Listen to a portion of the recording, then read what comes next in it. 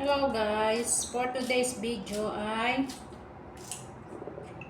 magbe-blender ako nitong sili. Gugupit-gupitin ko muna siya para madali kong ilagay sa blender. Kasi yung gagamitin ko lang ay yung maliit na blender. Pag kasi yung malaki ang ginamit ko, hindi siya napipino. Kaya mas bet kong gamitin yung maliit kasi pinong-pino siya. Hindi na kailangang i-blender ng ilang ulit. Ito nga pala ay ginagamit ko lagi sa pagluluto. Nilalahukan ko lang ng salay, langkwas, saka luyang dilaw. Talagang ang mga Chinese ay may hilig sa sili. Every Saturday na pupunta sila dito ay hindi maaaring mawawala ng niluto na may sili. Kaya eto, magbe-blender na ako in case na may schedule silang pumunta dito pag family day nila.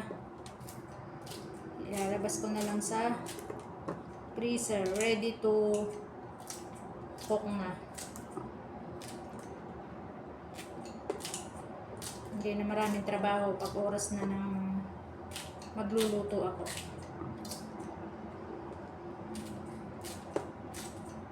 So ayan guys, tapos ko na siyang gunting-guntingin ng maliliit. Meron pa pala.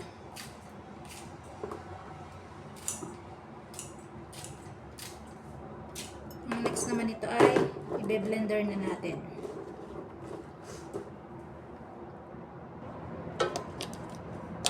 Plug ko na.